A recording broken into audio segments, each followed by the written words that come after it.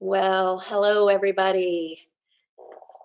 Let's get started here on our webinar. I'm Kristina Smekens, if we haven't met before, but many of us know each other. And let's just start with wowza.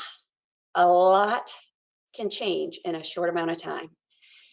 We are very thankful in times like these for doctors and nurses and scientists and teachers. You guys play a vital role in the lives of kids and families. And whether you feel like it or not, you're the glue.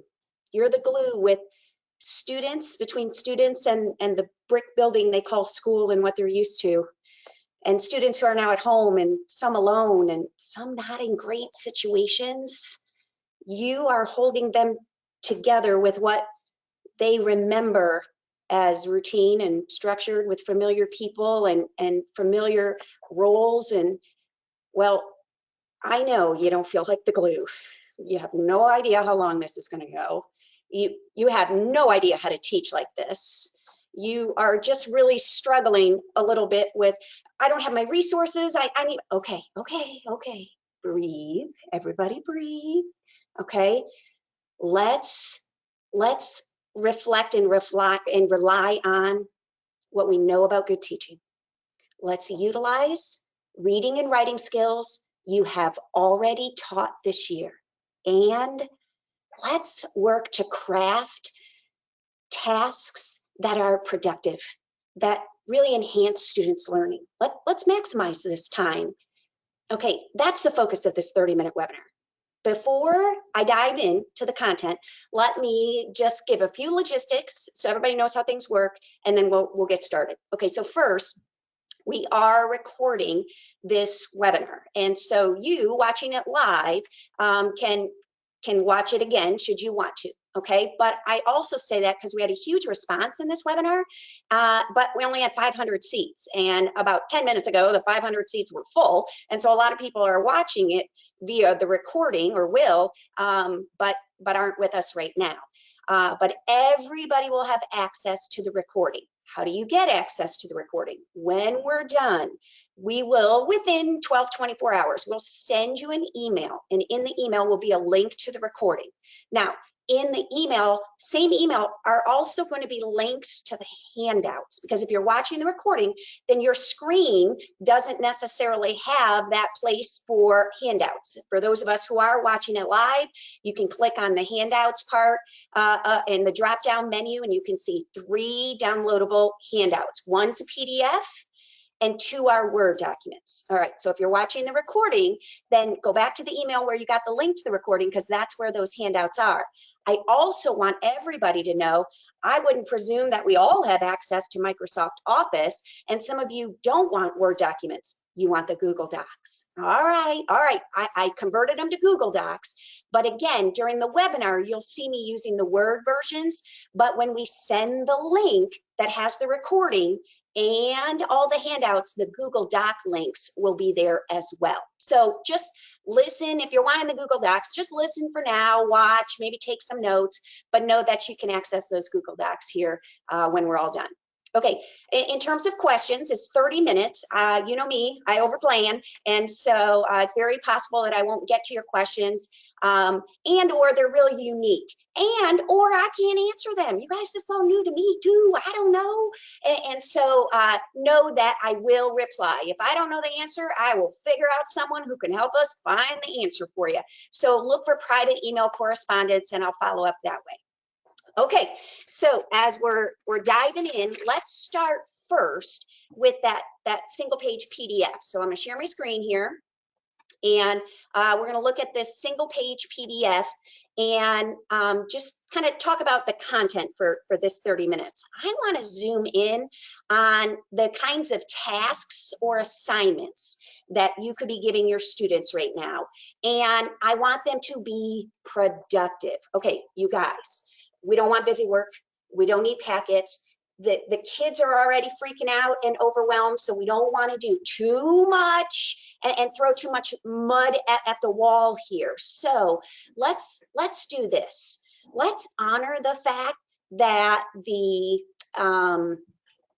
environment is new to kids. that the device and communication mode is new to kids, that you're not there, that everything is new and unfamiliar and unknown and uncertain. So this is when I would make my instructional focus about previously taught literacy skills. Make that your focus for the next couple weeks. Previously taught literacy skills. Let me share my screen again. Right here. Let's push for mastery of previous taught skills. These are familiar. The kids know of them, but they haven't mastered them. No. Oh, you might think, well, no, I did that. I'm going backwards. No, no, no, no, no, no. Come on, let's get our arms around what mastery is in terms of reading and writing standards. Mastery means that they can execute this skill, whatever the skill is, retelling, summarization, determining the theme, text structure, author perspective, or in writing, that they can write a response to reading, they can do a narrative, they can do a how-to, they can do a compare contrast. Whatever the skill is, that they can do it in any situation. That means they can summarize literature or nonfiction. They can summarize paper-based text and on a screen. They can summarize video-based text. They can do whatever the skill is. They can apply that writing skill, a thesis statement, to an informative and an argumentative and a narrative. They can do it with everything. See, I don't think we've gotten to mastery, so we don't need new content right now. Let's let them, the kids, rely on familiar content, but up the ante in terms of moving them deeper, closer towards mastery. And if it's not the text, maybe it's the number of texts. If it's a reading skill and you're like, no, Kristina, we did that skill with literature and nonfiction. Great. Did you do it 2 texts as once? Because that's the standard. According to our state standards, our kids need to be able to read multiple texts in one sitting. Yeah, see, that's part of the standard too. They've mastered that skill in writing or in reading, but they did it over days. How about a start and stop from scratch experience on a familiar skill? You've already taught the skill. We're now just gonna up the ante on rigor. The task gets a little more complex, but the task shouldn't be hard right now, and the skill new. Whoa, whoa, whoa, let's give ourselves and the kids and their parents a break. Okay, not only in reading does it have to be with any type of text and multiple text, but whatever the skill is, our standards say that our kids can demonstrate their thinking, their comprehension in a written product. Primary, a developmentally appropriate written product. So a picture with labels, a picture with sentences, but nonetheless, they don't just tell you the main idea orally. They don't just think it, they have to be able to write it. So if you've taught certain skills, but you haven't taken it quite this far to mastery yet, we got lots of work we can be doing with familiar skills. Not only articulated in writing, but also alone and in one sitting. That idea of from scratch. Again, different texts, different topics, different mediums, different time frames. You know what, you guys? We don't need to present a whole bunch of new content right now. Oh, we got to get there. Yeah, I know how long we're going to be in this situation. It's going to go beyond a couple weeks. We already all know that. But for these first couple weeks, let's stay in the realm of familiar skills and deepen their understanding of the skill by changing the mode, the format, the topic, the text, the number of texts, the product, whatever it might be. Okay, so if that's where we're going with this, if that's what we're looking for, we got a lot of combinations of this. So we can get some mileage out of reading and writing skills you've already taught. So here's my big takeaway as I scroll to the bottom of this single page PDF handout. I was speaking with Nadine Gilkson a couple days ago. She's an integration specialist, tech integration specialist at Franklin Township Schools. And Nadine and I were talking a little bit, and in her kind of sharing thoughts with me, one of my big takeaways was, wow, everything's new to these kids in terms of their education environment right now and how things, we got to reestablish, we've got to build some new routines. And so what if for the next couple weeks in reading and writing instruction, your new routine was, hey class, I want to review something we've already learned.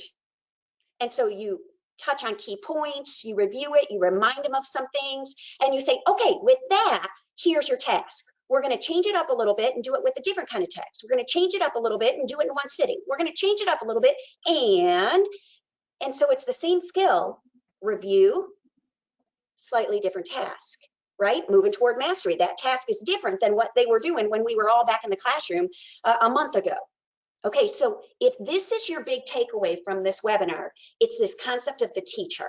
This is how I would start communicating to my students, at least for the next couple weeks.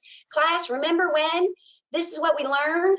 Okay, here's what you're going to do with that knowledge. We're going to deepen that knowledge. Oh, the task is different. Yeah, it's going to be a little harder. Some about it's harder, but just the notion that we're banking off of familiar content. Okay, so now I'm going to leave this PDF. There are some bullets here, and I'm going to touch on those, but I'm going to leave the PDF for a minute, and I'm going to go to the Word document. Now, keep in mind that we don't all maybe use the Word document, and so this Word document is also an editable Google Doc. So whatever your screen or whatever preference you have, you can access it when you're ready. But that same T-chart, this is what I'm talking about. I would, if I was going to deliver or communicate what is our reading skill focused task for today or the next 2 or 3 days, then I would, okay, class, as readers, we learned, boom, put the skill right there. Put it right there. We learned how to retell a story using the retelling glove. We learned how to determine the main idea of a passage. We learned how to evaluate author perspective. I don't know, whatever the skill is. And then I would boom, boom, boom. In your communication to students, communicate. This is what we learned. You know this. And here's what I want you to do with it. I made another version, and that's what the second download is in Word or Google Doc, is the same thing. Writers, we learned how to stay on topic. This is what we learned about it. Review the skill. This is the task for you at home. Just boom. Let's establish a new routine, something that is familiar for us and for our kids. Okay, so now I'm going to use this, and I'm going to jump back to the reading one. I'm just going to start with the reading one. It doesn't matter. But now I want to talk about the bullets that were kind of at the bottom of the T-chart on the PDF. You don't have to keep looking at that if you don't want to. You can just watch me on my screen, because as I scroll, my next page is got a little bit, yours doesn't. I took those same bullets. I want to tell you what I mean by review the skill. I want to tell you what I mean by here's the assignment. Okay, I already told you that whatever the skill is, you want them to draw on from background knowledge and utilize today in whatever the task is that you noted at the top, whether it's a reading skill or blue writing skill. Okay, I think you use the academic vocab, call it what it is, readers know how to, whatever it is, and you remind them, okay, remember this means, remind them what it means. What does summarizing mean? What does author perspective mean? What do you mean by text structure? But more importantly, in this left-hand column of your T-chart, when you're communicating to your kids, you gotta review the instructional points with them. You gotta jog their memories. Seriously. And I know you wish you had your anchor chart and your pocket chart, and I wish I would have taken pictures of, and some of you did. Kudos. A lot of us didn't. And so this is when I would just grab my clipboard, and this is when I would say, guys, remember when? And I would draw it, and I would write on it, and I would use that clipboard and doodle in front of them using your webcam. Recreate the instruction that they have experienced. You got to jog their memories, because they can't do a task if they don't remember how to execute the skill. Recall in this review process, recall examples you did with the class. Hey, do you guys remember when I read such and such, and remind them of whatever the picture book was, or the passage in the basal, or the chapter, whatever it was. Remember when I did the example on, that was when we were doing main idea. Remember that? This is the day when Jonathan remember that? You know what? I think it would be a really big deal if in these reviews, you actually use some of your students' names. You actually recall times when in class, so-and-so did this or said that, or whatever it was. And the kids are like, yeah, you know what you're doing? You're building a sense of community. These kids lost their sense of community. Bring them back. Name them. Be fun and funny while you review previously taught skills. Remind them of anything when they were first learning that skill that they messed up, didn't know, mistakes they made. Give them that. Okay, so you're going to review, remind, reflect. And then I think every day you say, all right, you guys, so here's what we're going to do with it. And you announce the task. Okay, now wait, before we go into the task itself, let's honor the fact that the task probably should be short. These kids they're juggling a lot. And so they don't have to necessarily do the magnitude of a task that they might have done in your classroom. You know, with you right there watching them, let's maybe just shorten the task a little bit. And can we make it any more engaging? We had some kids who were not engaged in class, in the traditional classroom with us. We were their cheerleaders, we were their motivators, and now that's gone. And so the more you can do to up the engagement level of these tasks, the better. We're still using skills. We're deepening the understanding of skills you previously taught. This is not busy work. No, we're moving the bus forward, but can we make it a little more engaging? I'll give you some ideas on what I mean by engaging. But nonetheless, let's make sure that we're going to tell them, you guys, okay, so here's what you're going to do. You already know this skill, but we're going to do it with a slightly harder task. Tell them why it's going to be slightly harder. Well, because you're going to do it from scratch. When you guys did it, when we did it the first time, we were doing it just part by part, or we did it with that text we'd already read. Now you're going to do it with the cold text. We did it with paper and pencil. Now you're going to compose on a screen. I don't know. Tell them what's a little different about it. And again, that it's going to make it a little more complex. All right. All right. Tell them exactly what you want them to do in the task. How, if there's a length, if there's a number, if there's a page, just be specific, right? So we're already doing that. We got that. But since the task is a little different than it was maybe the previous time when we learned it in the classroom, tell me about any tech options, adaptations, anything that might make it different or harder. Okay, I'm just throwing out an example. If annotation, all right, you're a fifth grade teacher and you were working on annotation and highlighting and how to highlight with your highlighter on paper. Okay, well, now we're going to do it digitally, perhaps, if that's your task. Then you need to show me how to use the digital version of that. So this is what I mean by, come on, give me the information I need to set me up to be successful, if there are any of those adaptions. Okay, now, choice. This is a potential motivator, you guys. Do we really all have to read the same thing? We'll talk about that, because I know it freaks a lot of us out, but then that means I have to read 27 different. No, you don't. You don't have to do that. We're working on skills. It's not about the text, it's about the skill. It's not about the product, it's about the writing skills. And so this idea of when you can have choice, all the better. And hey, upper grades, middle school, high school, here's what I want you to realize. The more choice, the less the kids are going to copy off each other. Because right now, they're just about get her done. And so did you do this? Yeah, we all have the same text. We all have to write a summary. Yeah, just copy, paste, change a couple words. I'm done. But if we all read something different, had a choice of something, what's the likelihood that of all the things we chose the same passage and had the same summary? Yeah, not likely. So now that whole idea of large scale plagiarism kind of decreases and goes down. All right, talk about turning it in.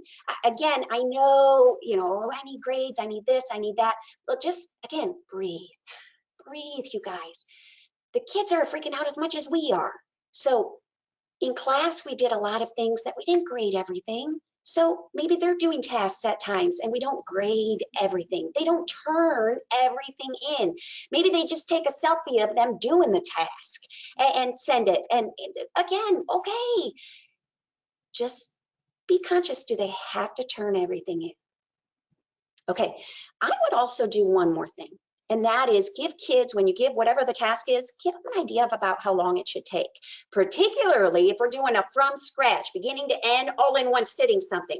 Give them a ballpark of how long you want them to spend on this. Now, this is important for a variety of reasons. Okay, so first, I'm talking to my unmotivated kids. Those kids that are like, oh, I have to do this.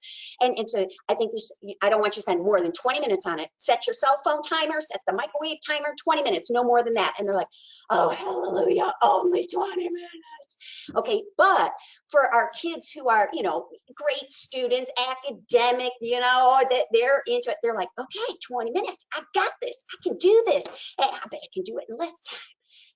I'm also giving that time for my high ability, my GT, my anxiety-ridden kids who would spend all day on this task. I only want you to spend 20 minutes on it. Start, finish, 20 minutes, done. It's a motivator, you guys. It's a motivator. Give them an approximate time frame. This helps the parents too, by the way, of the younger elementary kids get a gauge of what's going on. Okay, so I'm gonna scroll back up, you guys. This is the teacher. This is how I would start to communicate to my students. All right, readers, remember when we learned, jog their memory. Here's what I'd like you to do, exactly how I'd like you to do it. Boom, let's build a new routine. And if it's writing, maybe you use my writing template here. Same thing, writers, we learned this skill, remember? All right, here's the task. So this notion of a routine and a template would be my first suggestion, in addition to go back to previously taught skills. Okay, so now I'm gonna scroll down past that second one, and if you all are looking at the Word version or the Google Doc, this is what your second slide looks like in the red reading template. I just did some samples. Okay, you guys, wait, you know what? Stop looking. I'm gonna stop sharing my screen for a minute. Just stop looking for a minute because you're frantically reading. Stop. Okay, first, the biggest takeaway from this webinar is previously taught skills using that template. Boom.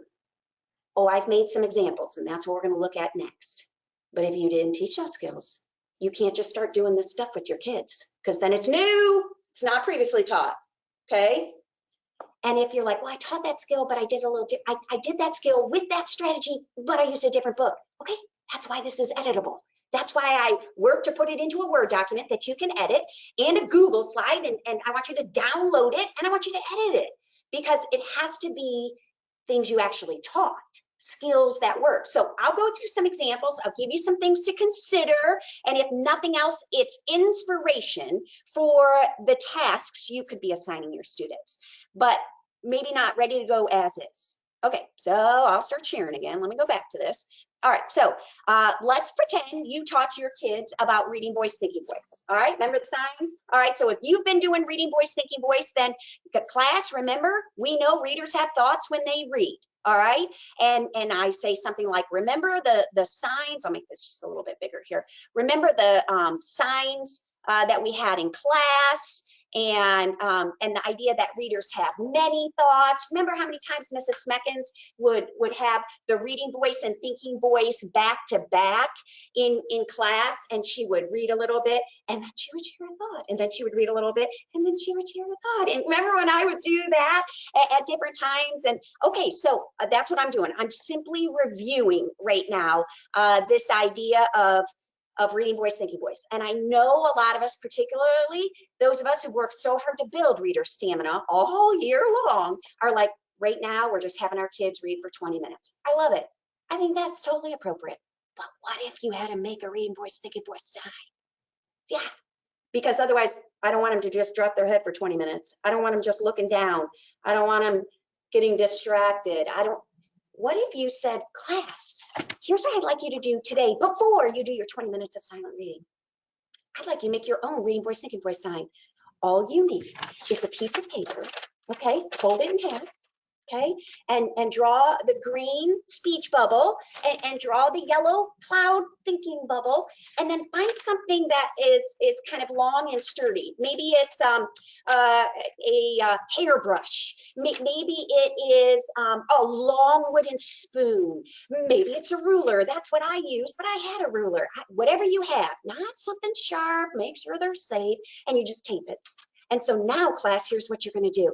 Today, when you're reading for 20 minutes, I want you to read, and then I want you to hold your sign while you're reading, and if they need to, you know, put the book down because they're still using their finger a little bit, inserting it in primary, all right, but then I want you to pick it up, and I want you to have a thought, because we know readers read and think, read and think, read and think, and that's exactly what their task is today. After you make your own reading voice sign, you're going to read for X minutes. Tell me what to read. Do I have choice? I don't know. You tell me. But then read a little bit and share your thoughts out loud. I want them to share their thoughts out loud. By making the actual sign, we reestablish that notion of lift your head, stop, pause your reading voice. Don't take in any more words. Think about the ones you've already taken in. Then resume, read again, and then think, read and think. So that's all this is. That's all it is. It just adds a little bit more of what it was like in your classroom when we're reading independently, classroom library, self-selected, self-sustained, whatever. Okay, upper grades. Maybe it's the same thing. We have thoughts while we read, but you have also taught your kids how to track or annotate their thoughts.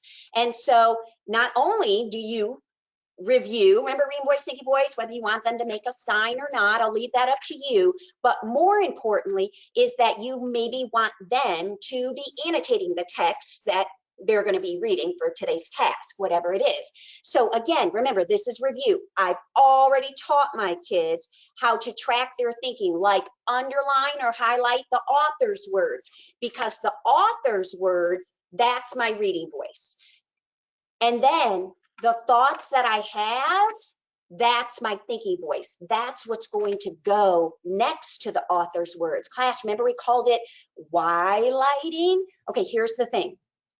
I have hyperlinks in here if you're like, oh, I want to look back on Kristina's website, the Smekens website for what these things are. But replace my hyperlinks with ones to your own class webpage, you guys. If you have anything about annotating on your webpage already, photos or instructions or symbols or any, that's what you should hyperlink to. Review what it was that we were doing. Okay, so now you want to tell them, okay, so here's what you're going to read, and I want you to highlight, annotate while you read. And while they're doing it, this idea of make sure the text that you ask them to read, if it's choice or assigned to them, is different than the text types we were already using. We were doing a lot with annotating nonfiction. Now we're going to do it with literature. We were doing a lot with literature and nonfiction. But it was print-based. Now I want you to do it a little bit more digitally. You were doing it with print, but now I want you to do it with videos. You were, I don't know, up the ante of the task. Remember, mastery is that they can annotate any kind of text, not just the traditional academic classroom kinds of texts. This is our chance, you guys. Raise the rigor. Deepen mastery, get closer here. Okay, so again, this is editable. You edit your hyperlinks. You tell them the text. You tell them, are we digitally highlighting in Newsella? Are we using Common Lit? What are we doing? Maybe you want us to take a, maybe you're like, well, we don't have that. Maybe we take a picture of print-based text and we open it in a camera roll and we edit the picture for our annotations. I don't know, or have you already taught them how to use an app, Sketch or some other app that would work for annotating?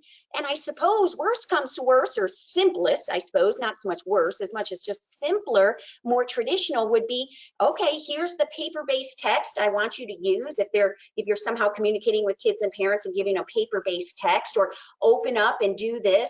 But just again, that idea of just traditional annotating, pencil margins. All right, if that's an option. But again, the idea is we're taking a previously taught skill and moving it towards mastery. Okay, let's move up here. Let's move past reading voice, thinking voice, and let's say that you're a primary teacher and you've previously taught retelling, or intermediate secondary, you've taught how to summarize. So change it. Don't put both these. Or if you're an intermediate teacher, then you're going to edit this to just say reader summarize. All right. And are we going to call it a story? Because if that's what we're doing, okay, we're going to do something with literature. So review the instruction. Remember, I taught you this. I taught you this. I remember we did somebody wanted, but so then. Remember, and if you're like, I don't, what's then? I didn't do then. Then delete then. You didn't teach them then. Don't give them the then. All right. Don't just grab and go with this. I'm not. giving you things you can just take and go. I'm trying to help support you in crafting tasks appropriate for your students based on previously taught skills. But again, remind them, if you have done Somebody Wanted But So, remember when we read The Day the Crayons Quit? Now, you might have been smart enough to bring home some of your classroom library with you. Others of us were like, I didn't bring any books. I know, just go Google the image and plop in the image. That's fine. Don't worry about it. I can't quite remember. Oh, make it close and then tell the kids that. It was something kind of like this that we did several weeks ago.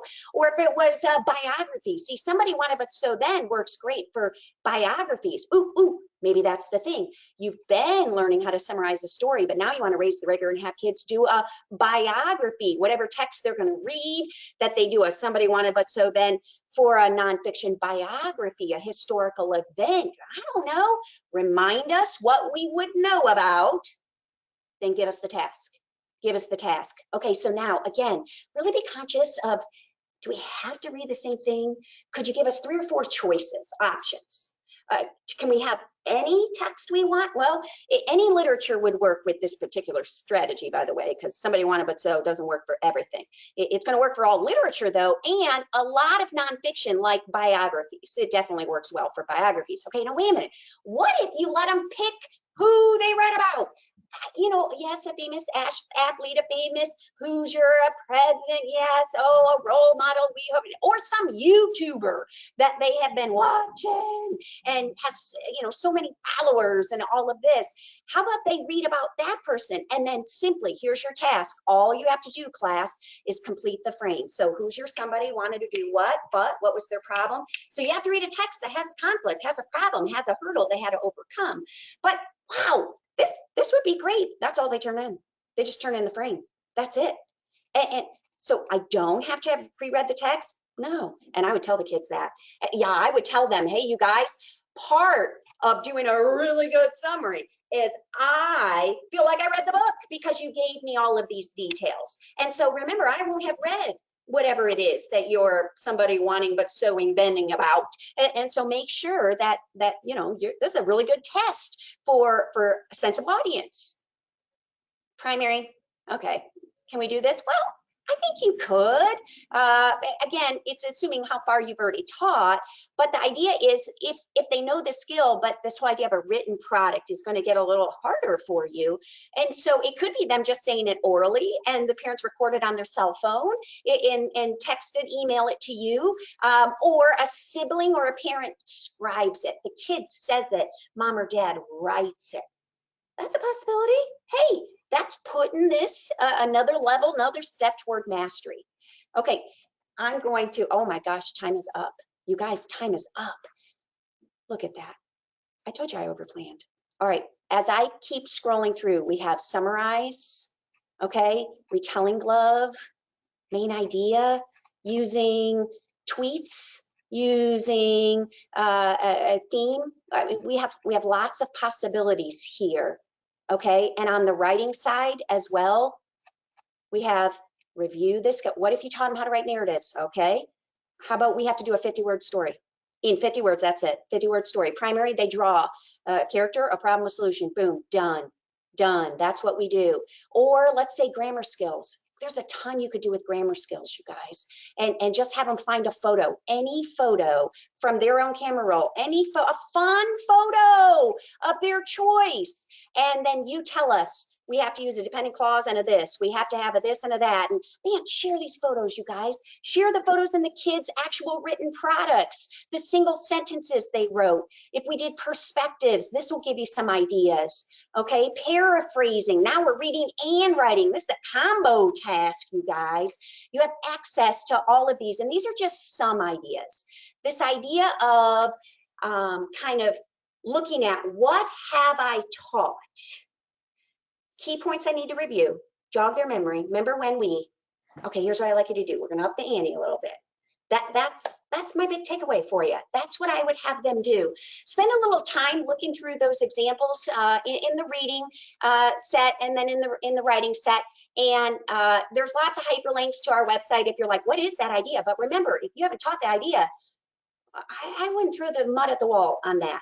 I'm just saying, something like this. Maybe my ideas inspire what your ideas could be, but you edit it, you change it, you make it grade level or developmentally appropriate. Change out the text, the tasks, the assignments, the products, whatever it is. All right, you guys. As always, I overplan. I have so many more ideas, and I'm going to do another webinar next Thursday. Next Thursday, though, I'm going to talk about, well, how do you present new content? Because this was all about previously taught. Well, after a couple weeks, we got to move the bus forward and ideally present some new content. And so how do you do that in the realm of your living room? And so what would that maybe look like? So that's next Thursday at 3 p.m. Eastern Standard Time if you'd like to join me. I will look at the questions when we're done here and give replies or give you resources that I'm aware of that can maybe be of help. But in the meantime, you guys, the biggest thing is you're the glue. Let's try to rebuild that sense of community. Let's with everything unfamiliar, unknown, new, uncertain, let's rely on previously taught skills and give our kids some routine, a T-chart to get used to, a structure for how this is going to work. You guys, you're doing awesome. Hang in there. We got this. We got this. Have a good night.